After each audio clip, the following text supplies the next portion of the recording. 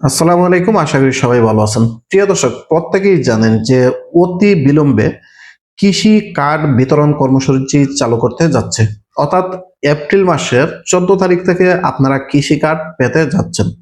তো প্রাথমিক ধাপে যেটা করবে সেটা হলো বাংলাদেশের ৮টি বিভাগের ৯টি উপজেলাতে এই কৃষি কার্ড বিতরণ কর্মসূচি চালু করা শুরু হবে আগামী 14 এপ্রিল থেকে। কোন কোন উপজেলাতে চালু হবে সেগুলো জানিয়ে দিব।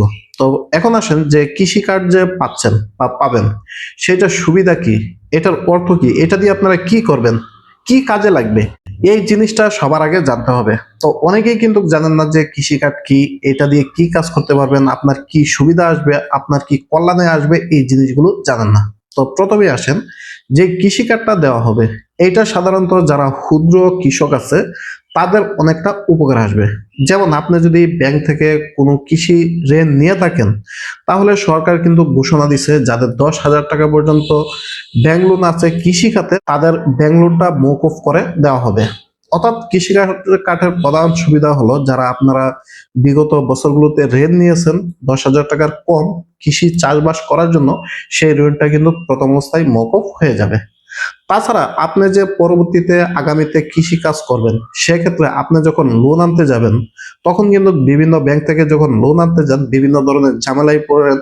এইটা জামানত দিতে হয়, ওইটা করতে হয়, এইটা করতে হয়, বিভিন্ন ধরনের একটা পেরেশানি থাকে।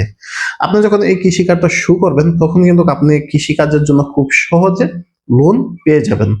তাছাড়াও বিভিন্ন ধরনের যে কীটনাশক, ভর্তুকি বা বিভিন্ন ধরনের যে সুযোগ সুবিধা আছে সেইগুলো কিন্তু আপনি এই কৃষি কার্ডের মাধ্যমে পেয়ে যাবেন। তাছাড়াও কখন কখন আপনার জন্য কি কি সুযোগ সুবিধা দিচ্ছে সরকার, সেই আপডেটও কিন্তু পাবেন এই কৃষি কার্ডের মাধ্যমে। তাহলে মোটা দাগে বলা যায় যারা কৃষক আছেন তাদের ক্ষেত্রে কিন্তু এই কৃষি কার্ডটা মোটামুটি কিছুটা হলেও উপকারে আসবে। এখন প্রশ্ন হলো যে কোন কোন উপজেলাতে কৃষি কার্ড বিতরণ শুরু হবে। প্রাথমিকভাবে আপনার ৮টি বিভাগের ৯টি উপজেলাতে কৃষি কার্ড বিতরণ কর্মসূচি শুরু হবে আগামী 14 এপ্রিল থেকে। তারপর কিন্তু পর্যায়ক্রমে প্রত্যেকটা জেলার প্রত্যেকটা উপজেলা এটার আওতাভুক্ত নিয়ে আসবে। তো প্রথম অবস্থায় যেটা দিয়ে শুরু করবে বা উদ্বোধন করবে সেটা হলো ঢাকা বিভাগের টাঙ্গাইল জেলার সদর উপজেলা। ১ নম্বরে যেটা আছে সেটা হলো ঢাকা বিভাগের টাঙ্গাইল জেলার সদর উপজেলা। ২ নম্বরে যেটা আছে সেটা হলো রাজশাহী বিভাগের বগুড়া জেলার শিবগঞ্জ উপজেলা।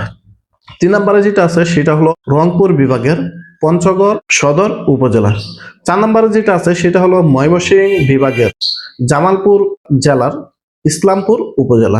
৫ নম্বরে যেটা আছে সেটা হলো খুলনা বিভাগের ঝিনাইদহ জেলার শৈলকুপা উপজেলা। তারপর ৬ নম্বরে যেটা আছে সেটা হলো বরিশাল বিভাগের ফিরোজপুর জেলার নেছাদ উপজেলা। ৭ নম্বরে যেটা আছে সেটা হলো চট্টগ্রাম বিভাগের কুমিল্লা জেলার সদর উপজেলা। ৮ নম্বরে যেটা আছে সেটা হলো আবার চট্টগ্রামের কক্সবাজারের টেকনাফ উপজেলা। তো এই যে মোটামুটি ৯টি উপজেলা, সেটি দিয়ে কিন্তু কার্যক্রম শুরু হবে এবং আগামী 14 এপ্রিল এটা শুভ উদ্বোধন হতে যাচ্ছে। তারপর পর্যায়ক্রমে প্রত্যেকটি জেলা, প্রত্যেকটি বিভাগের প্রত্যেকটি উপজেলায় কিন্তু এটার আওতায় পড়ে আসবে। তো এই বিষয়ে যদি আপনাদের আরো কোনো থাকে বা এই সিদ্ধান্তটা কেমন হয়েছে চাইলে মতামত করতে পারেন।